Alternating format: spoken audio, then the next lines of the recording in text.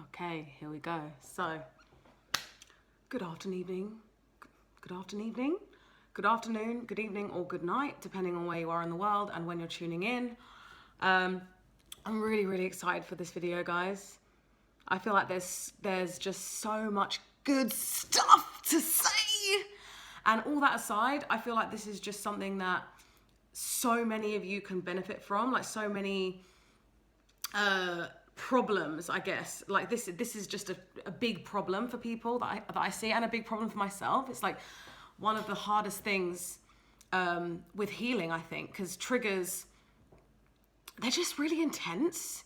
You know, the experience of them can be really intense. Like the healing can be really intense and long and painful. I really think that it can be a lifetime's work. Like sometimes when I'm feeling triggered myself, I'm like, this is going to be in my heart forever. But at the same time, I feel like I've made my peace with that, and I'll be going into that a little bit as we go into the video. So what we're going to be covering today, and I guess what my intention is for this video, is to, I've got my laptop here. I've got a new laptop, by the way. It's new. I'm so happy. It actually works. My old one was a piece of shit, and this actually does what I want it to. So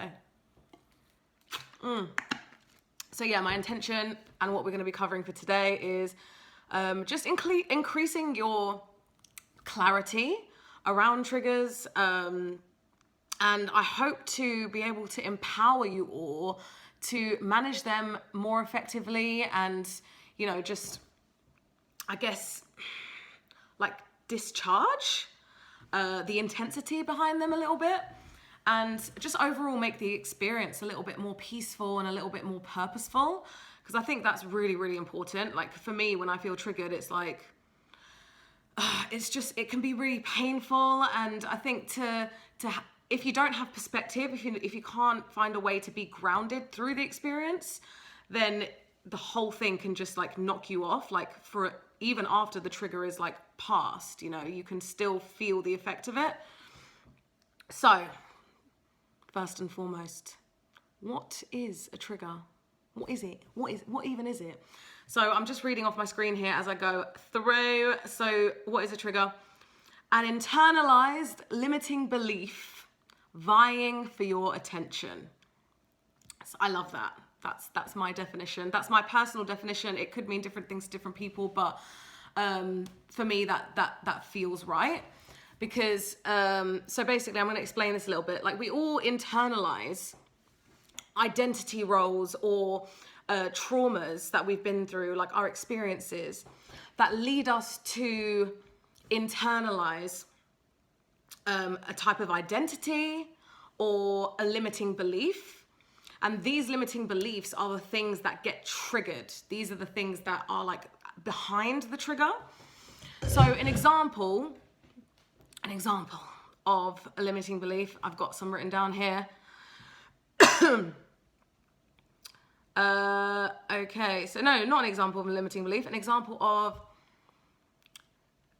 a trauma. So like examples of like things that you might have gone through that have led you to have a limiting belief. So for example, a parent denying your reality. And this is a big one. So when an important thing, like a big thing has happened that you've experienced or that you're like absorbing as a child, and it feels big and it feels important, but it's not being addressed by the people in your household, and you're not being encouraged to process those emotions, or, you know, being told that didn't happen or that you shouldn't feel that way. Another one, not being seen or heard, being told directly or indirectly that you can't or shouldn't express certain emotions. So like, you know, internalizing that certain emotions are bad, or that you can't safely share them and express them. Having a parent who's focused on appearance, that's another big one. Having an absent parent, so having abandonment wounds. I know that this applies to a lot of you as well. So what these things do, like what these traumas do, is they lead us to have the belief, these limiting beliefs, and some of those are, you know, we feel like we're not good enough, or we feel like we don't matter, or that we're not loved, or that no one's here for us. And that's huge, you know, that's a huge thing to believe, you know, and that's the thing, is that these beliefs can be conscious or unconscious. Like, you might not even know, like, well, I feel like most of you would know, but so much of the time we actually don't know that these beliefs are being triggered. And, you know, this whole process can happen just under the radar. So, sorry guys, I'm really thirsty. I'm just like, I just talk and my mouth gets really dry. So, yeah, these beliefs are, nobody's there for us. Yes, okay, so then what happens is, you're going through life, you're doing your thing, and someone says something, or you interpret a situation a certain way, and that belief that you're not good enough, and, you know, all those beliefs that you've accumulated and that you've absorbed over the years, gets triggered. It's like, oh my gosh, that part of you that feels small, or feels dumb, or feels not good enough, or feels ugly. You know, like, you can experience something, and that the meaning that you'll derive from something that someone said is that belief being triggered. And again, like I said, guys, it can happen consciously or unconsciously. Like, you might find yourself, you know, like, when I was in my first year of uni, like when I first started going to therapy, like at the beginning stages of like self-development, you know, we were taught to basically get curious about the emotions that came up in us, like when we had a reaction that was like an extortionate reaction to something. So, you know, something happens in your life that it seems quite minor, but then your reaction is really big, and it's like, wow, I've got a really powerful emotion that's being stirred up in me as a result of this really minor thing. And for me, this is what makes it even more difficult as well, because, like, you know, I feel so much rage, or I feel so much anger, or I feel so much hurt, and it's over nothing, like nothing. And I feel like I can't talk about it because it's like, this just feels silly. And it makes it so much harder to actually move past it when we can't share these things as well. So it's just shit. The whole thing is crap. And this topic is really interesting to me because I feel like it denotes, it's a really cool example, I guess, of how law of attraction and the scientific side of things come together. Because, you know, if you're looking at it from a law of attraction point of view, you know, like, your beliefs shape your reality. Your beliefs create your reality. Like, that's the whole underlying lesson of the law of attraction. And that, you know, you can change your reality based on how you feel. Like, if you can enhance your state, uplift your state, then the things in your life are going to be showing up more heightened and, you know, in better states as well. Like, that's going to be reflected back to you. But to put it to you scientifically today, as well, confirmation bias, it's basically the same thing. It says the same thing, but in more scientific terms.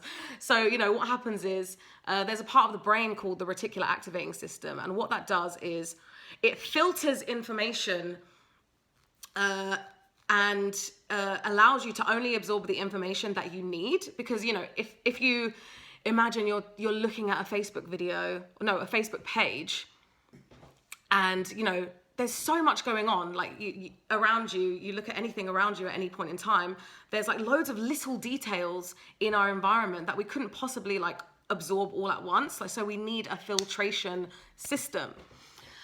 And this filtration system works from your beliefs. So, like, it gets programmed, you know, as soon as you're born, as soon as you go through life, all your experience are like constantly programming your reticular activating system to cling on to certain things. So your brain basically is constantly trying to prove itself right. So if you believe that the sky is blue, this is a really bad example.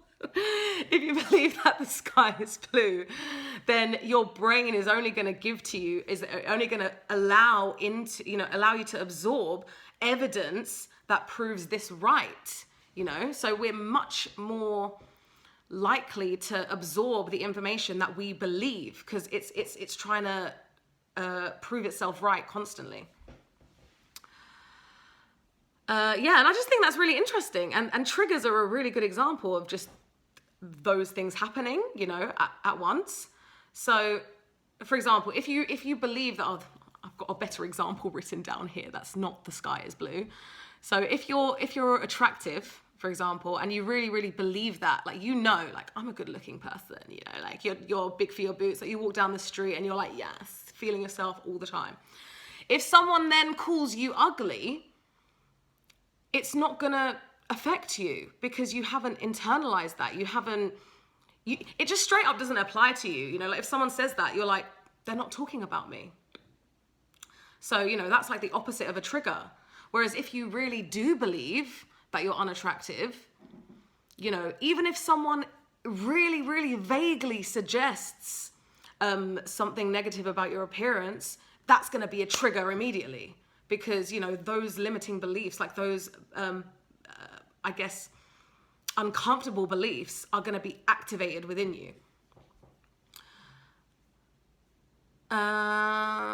Yes. And the thing is that, like, sometimes it can be difficult to identify these things because a belief can be so core. Like, we can really believe something in our heart and take something for granted so much that we don't even question it. So, you know, when it comes to healing and when it comes to like unraveling the core of these triggers, you know, like sometimes we might not even be aware that it's going on because we just take it on board as our reality. You know, like it appears seamlessly in our reality. Like if we believe that we're unloved, we're just going to think that's a fact. You know, we're not going to think, oh, this is my belief. This is my belief that is being activated and being kept alive, you know, by confirmation bias, the reticular activating system, all of these forces that are working to keep this belief alive. You know, we don't see it like that. We just take it for a fact. So yeah, that can be why it's so tricky to overcome these things. Okay. I feel like, I don't know, like a bit rusty still. I feel like I'm not flowing too well. So please give me feedback, guys, because I hope this is making sense to you, because I spent ages writing these notes because there was so much to say, and I'm literally, oh my gosh, I'm so excited. Anyway, so yes. So when you're triggered, it's essentially your inner child, you know, your ego, your inner child, whatever you want to call it. It's kind of the same thing. It's basically your conditioning, you know, your internalized belief system, your internalized identity, you know, the way that you see yourself, your sense of self, right? So your inner child, when it's triggered, is essentially like, it's like, hello, I'm here. And it's telling you, it's reminding you that these old wounds exist. You know, it's trying to remind you of these beliefs, and it's trying to warn you, it's trying to protect you because it deems a certain situation. So, you know, if you're being triggered by something that someone said, then your inner child is being triggered and just trying to tell you this isn't safe, you know, because it's learned that it's not safe. You know, these are the beliefs that your inner child is internalized.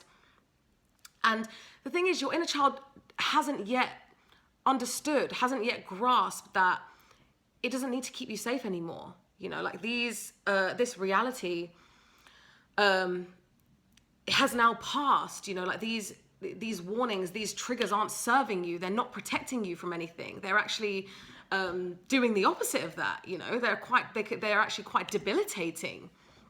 But your inner child doesn't know that. You know, bless your little inner child. Like, they're just trying to help you. They're just trying to bring something to your awareness. They're trying to help you acknowledge something, and they're trying to keep you safe. And often it results in an intensely uncomfortable anger, sadness, or frustration. And I put here just straight up shit. Yeah, it is. Like, for me, like, with a trigger, it's really, really hard to stay grounded. You know, I mentioned this earlier. It's really, really hard to stay grounded because when you feel unsafe, like it literally knocks you off your feet. It's like I've been punched. And you know, my sanity just goes out the window. My perspective goes out the window. Like all rationale goes out the window. And it's just intense sadness, frustration, and shit feeling. So yeah, that's how I experience it, guys. It's not a good look. Yeah, I feel unsafe and literally you forget every single strategy. Like when you're feeling good, I'm gonna say me, when I'm feeling good, then doing my affirmations is a breeze. Meditating is a breeze. It's all good. It's all fine. I've got all these strategies. I know what I'm doing. Like life is great. Life is flowing.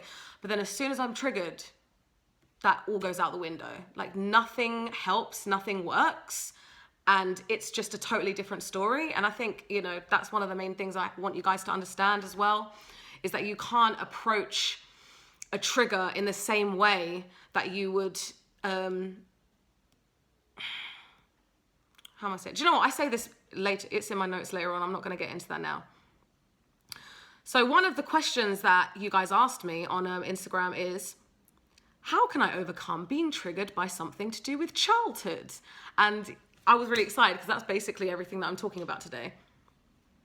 And I've written here, knowing the difference between when to release and when to acknowledge. So what do I mean by that? When a trigger hits you, and this is what I was just trying to say, when a trigger hits you and it knocks you off your feet, your amygdala is activated. So that's basically the part of your brain that deals with emotions. It's like your reptilian brain. And it's firing, you know, it's like your stress response is like going in. You might have adrenaline pumping. You might have all these different chemicals being released as a result. And it's firing rapidly, right? And what that does is like it switches off your prefrontal cortex. And your frontal cortex is basically the part of the brain that can rationalize, you know, can use logic to problem solve, you know, like all of that is off. That is not there when you're triggered. It's gone, you know, and you'll probably like have seen that in your own experience, you know, like a family member or a friend or something, you know, they get angry and they just flip the lid, you know, there's no talking to them, like they won't see sense. There's nothing you can say or do to like talk them out of the feeling. It's just another force takes over. Or, you know, if any of you guys have read Eckhart Tolle, like he talks about the pain body, you know, it's like essentially your pain body is being activated here. So, blah, blah, blah, blah. Yeah, trying to rationalize, think it through and understand it will not work. You can't approach triggers with that kind of logical thinking brain. It's literally like opposite ends of a magnet, guys. They like repel so hard. So what do? You know, like what is the answer? Like what can you actually do to help deal with it? Like what are some tactics, I guess? And I'm going to use my own experience here, you know, where it's relevant as well. I've wrote here, hold space. So, you know, if you don't know what that means, it's basically just allowing the feeling. And I talk about this a lot, guys, but, you know, when it comes to heightened emotions like that, it's like sometimes with a problem, like I said, you can use your rationale, you can use your affirmation, you can use these like different methods. But when it comes to a trigger, all you can do is just hold space, allow it, lovingly acknowledge it, you know, recognize that, okay, this is like a really, really powerful emotion right now that's like just beating the crap out of me. And, you know, in a way, make peace with that, you know, like allow that, like accept that. Like this is just a feeling that wants to be acknowledged. So acknowledge it, you know, don't push it down. And just surrender to it, release it and let it out without judgment. So like, you know, when I was feeling triggered last weekend, oh gosh, it was not good. I literally cried for like half the day. Like no joke, I cried for half the day. But I was really, really proud of myself because, you know, that doesn't make you weak. You know, I think first and foremost, that's what I want to say. Like the feeling is valid. The feeling is, you know, if you weren't supposed to be feeling it, you wouldn't be feeling it. So, you know, allow and accept and embrace that.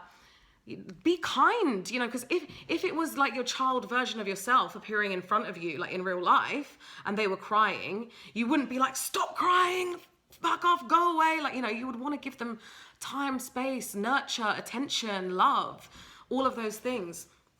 So yeah, when I spent half the day crying after being triggered, that's exactly what I did. I literally just went into my room, curled up into a ball, and I motherfucking cried my eyes out, guys. Honestly, it was intense, and I just let it out. I was like, right, just literally, what have I written down here? I put it in a really good way.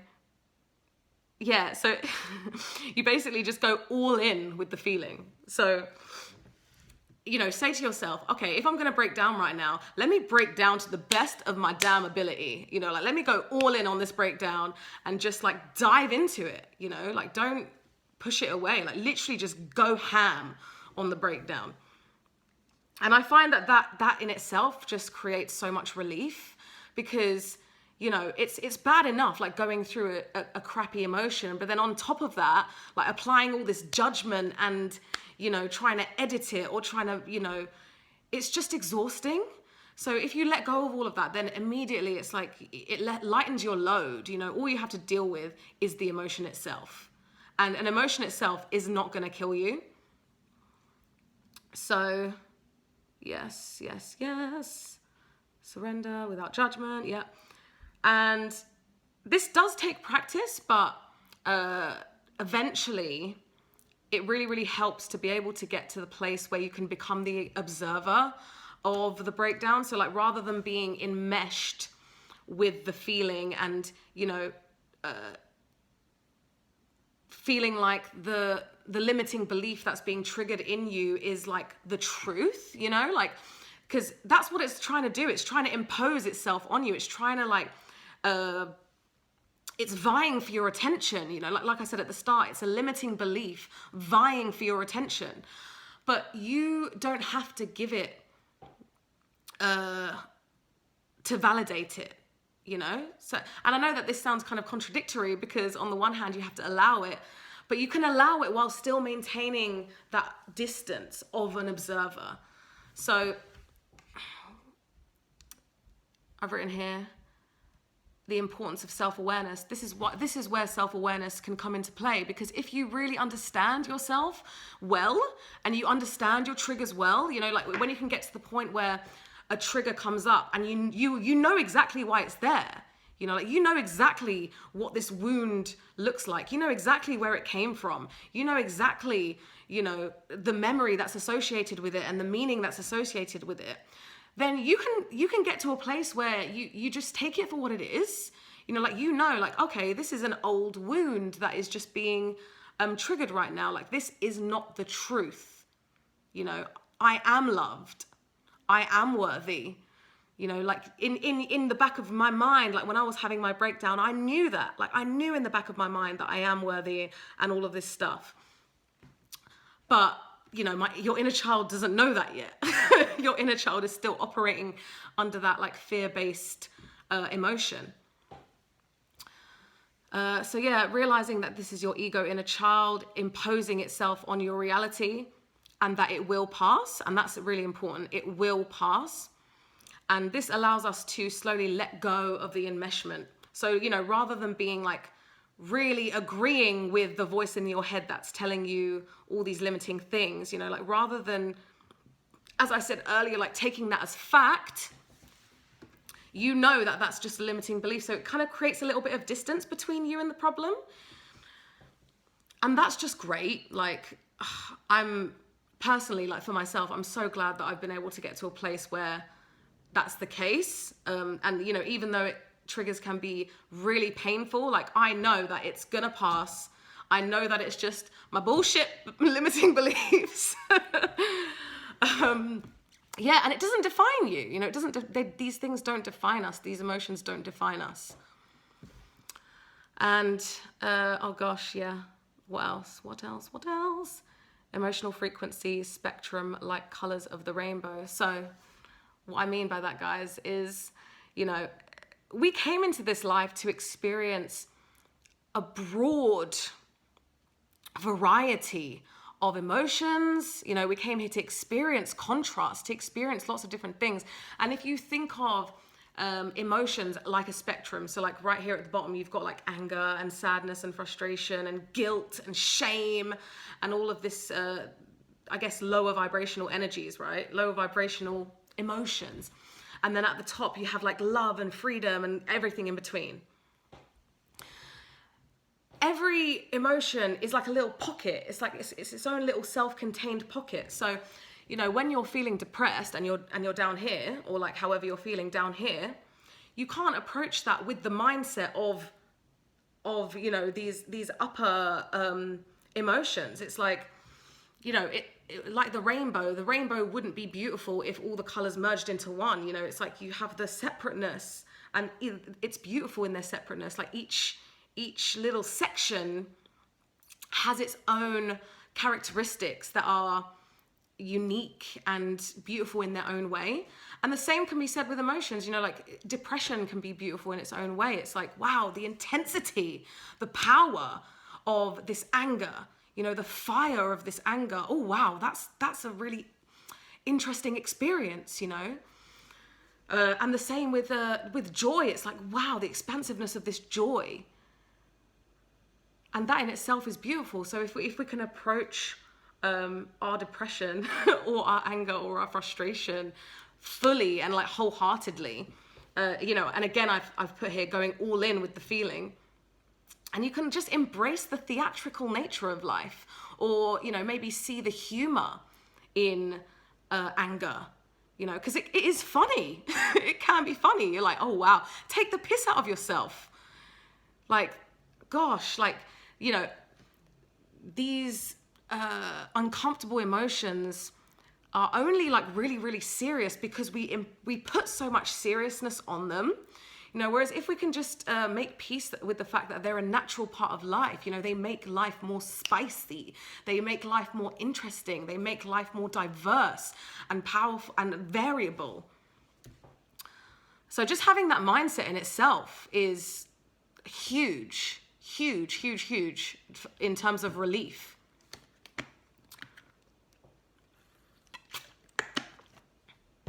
I'm looking at the clock and this video is 27 minutes long already. Oh my God, I don't half know how to bang on, do I? Yes, so your inner child hasn't yet learned that these beliefs no longer serve us and that they're no longer helpful, needed, or relevant. So your inner child doesn't know that. You know, so when you're being triggered, that's your inner child, like, again, just vying for your attention because it hasn't yet understood that, okay, this isn't helpful. You know, like, you can stop now. This isn't helping me. And someone else had this question. I just want to say, oh no. Want to say something, but know someone you're with will be triggered by that. How to approach. So this is a really good question. And again, like, this took me a long time to work out, because like I was reading in this book, the latest book that I'm reading, called The Road Less Traveled. I read it before at uni. Highly recommend. It's so good. So it says in this book, oh my God, I totally just forgot what I was going to say. Yeah, so basically, like, life is just a continual process of figuring out who has responsibility. And, you know, a huge part of healing is accountability, you know, like taking ownership of our emotions, our beliefs as our own, you know. So how to approach someone that you know they'll be triggered. Yeah, it took me a long time to sort this out in my head, because, you know, when it comes to other people, when it comes to dealing with other people, dealing with conflict, dealing with each other, it's like, whose feelings are more important? Like, how do you like walk through this minefield of, you know, your own wants and desires and someone else's wants and desires and someone else's triggers? It can get really messy. You know, like, what's the right thing to do? Because it's like, you don't want to put someone ahead of yourself, and you also don't want to put yourself ahead of anyone else. So it's like, how can you like make sense of that? Like, how can everyone's opinions and feelings be valid? You know, how can they all coexist?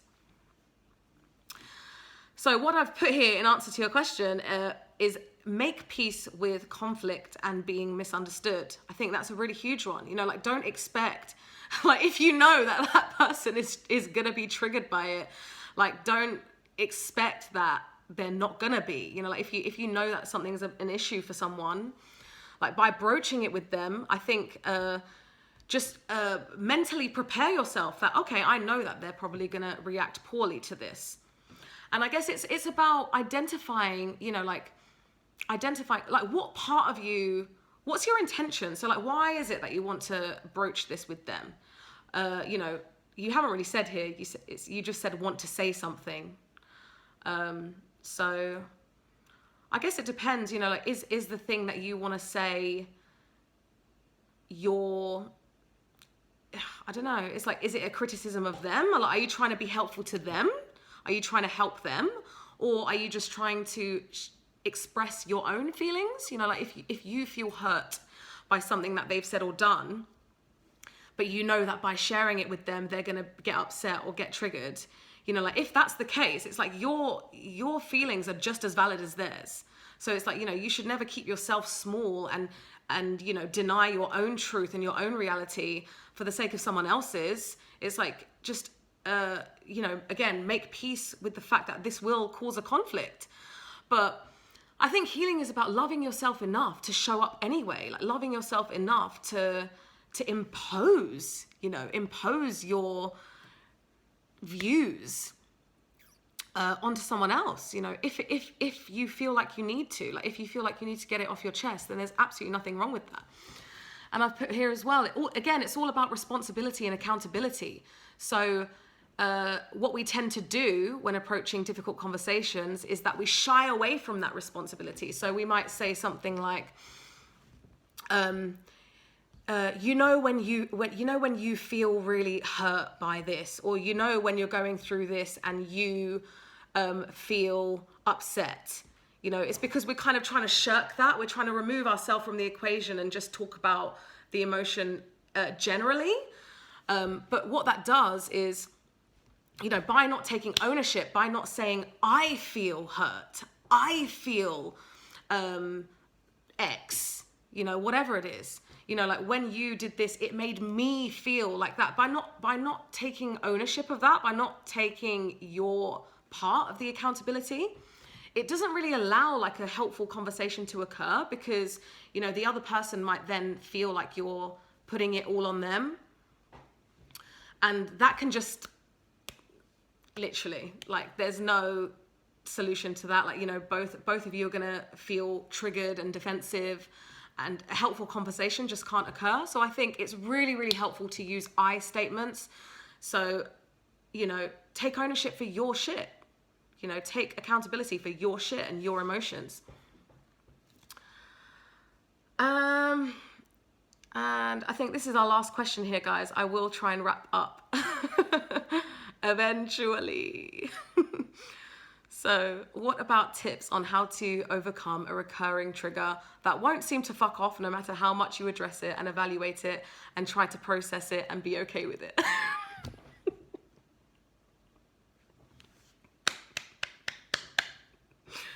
Oh my gosh.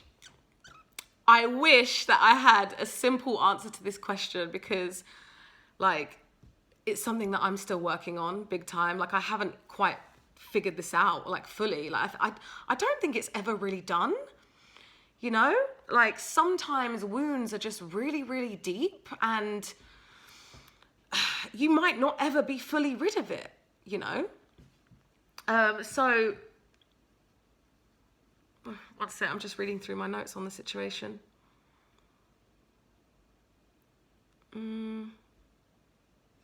Yeah, okay, so what I've written here: feel the underlying purpose of what your soul is guiding you towards. So, what lesson is this giving me? You know, like, what emotion do I need to acknowledge? What can I release? You know, what can I let go of? What am I feeling? Because self-awareness is everything, guys. Like, sometimes with a trigger, the simple reason is your soul is trying to get you to acknowledge something. You know, like it wants you to feel that feeling. And if you refuse to feel a feeling, then, you know, your soul is just going to like fight back harder. Like, you better feel this damn feeling, because it's not going anywhere. You know, it's going to be like stuck inside the body, like being triggered over and over and over and over again, unless we deal with it. So like, you know, every time we are triggered, it's just a little reminder, like, this feeling is still here.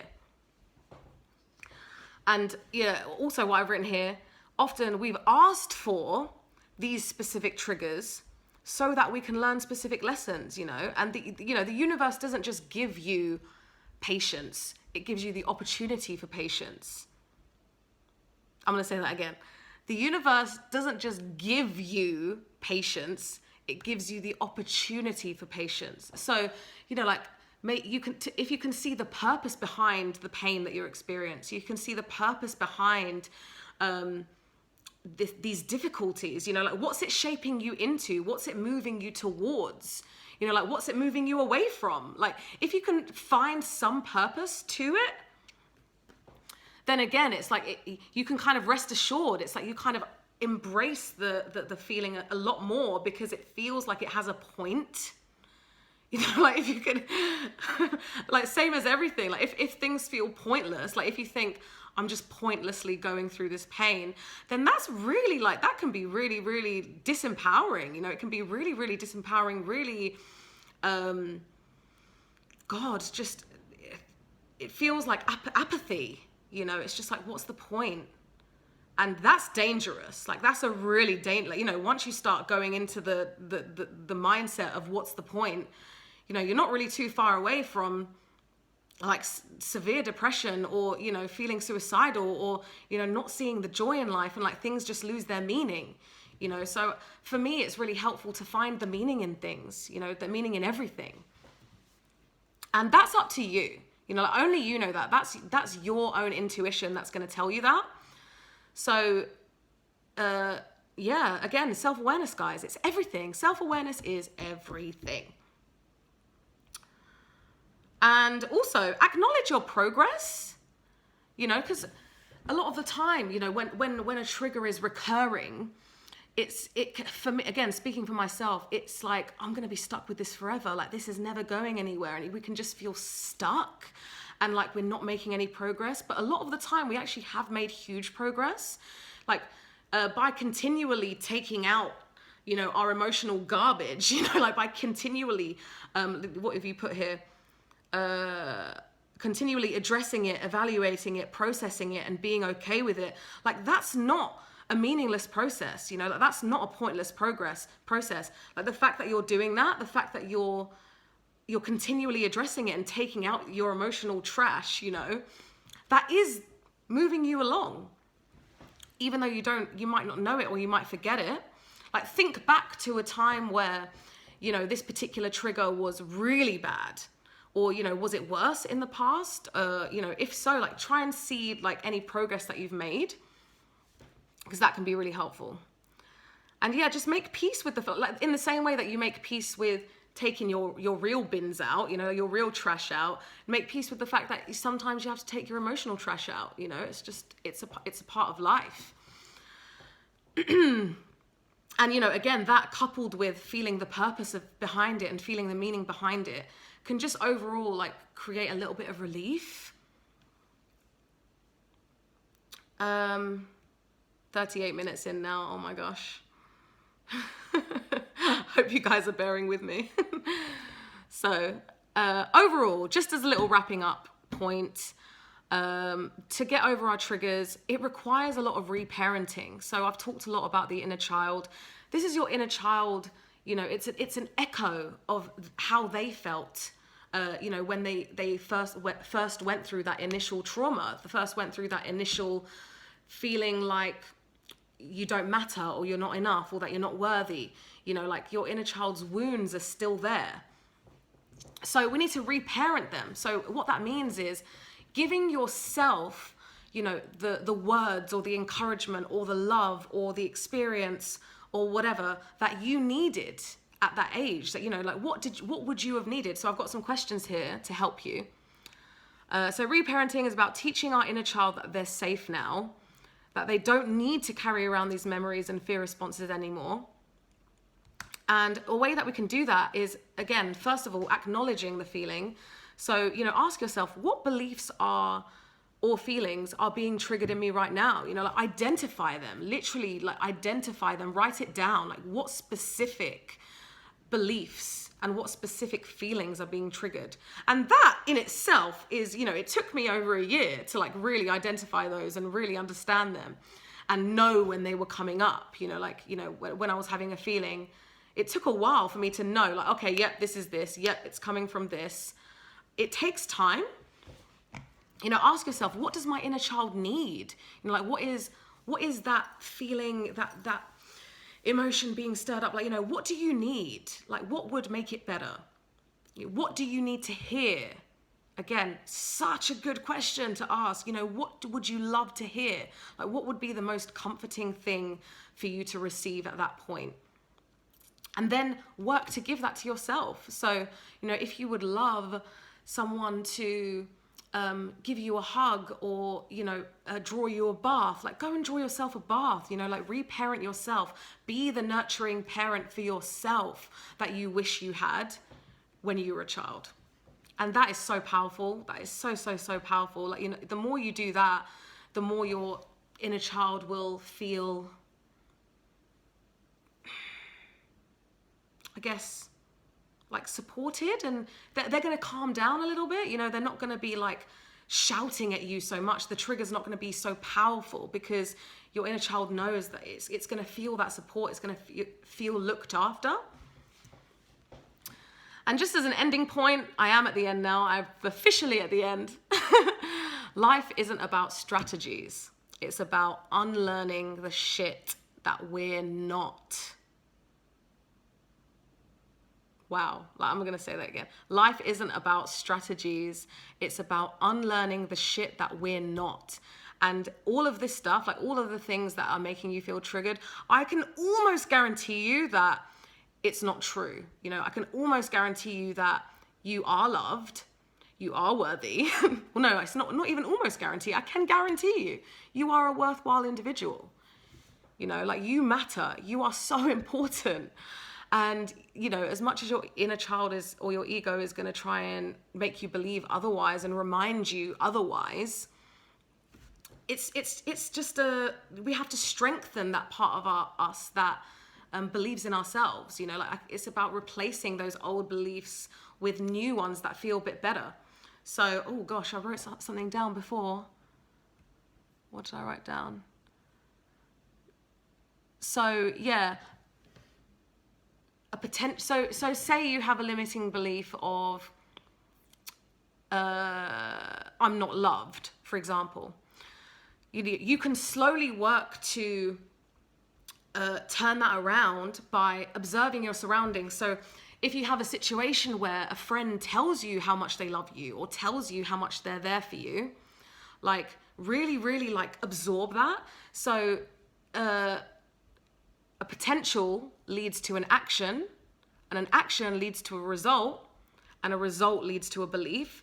So what actions can we take to disprove, our beliefs? Maybe it's like starting up a conversation and being vulnerable with someone and, really receiving their love, receiving their support, like, that's going to help undo the belief that no one's there for you, right? So, what action can you take to try and create a different belief? To try and create a different result and a different belief for yourself, and stack them up. Keep stacking them up. Give them all the time and energy and focus. When you're feeling good and you're in good states and you're in good spirits and everything is flowing and everything is great, that is the perfect time to work on this. That is the perfect time to, like, do some journaling around, what are all who are all the people that are there for me? What are all the reasons that I'm great? What are all the things that I'm good at? Like, really, really write those down when you're in a good place. Because, when you're being triggered, that's the wrong time to do that. That is the wrong time to do that. But when you're feeling good, like, when things are going well for you, like, really, oh my God, like, stack up those beliefs on that corner, on the positivity corner. Okay. I think I'm finally done. I really hope that you guys got some value out of that. And as usual, my inbox is always open. Follow me on Instagram at Spiritual Economics. Join my Facebook group if you're not already on it, or if you're watching it on there right now. Like literally just follow me on everything, because I'm constantly putting out different sorts of content on all the platforms. So yeah, literally message me, whatever, ask me your questions, give me topics to explore if you need help with anything in particular, and I will love you and leave you to have a great weekend. Goodbye.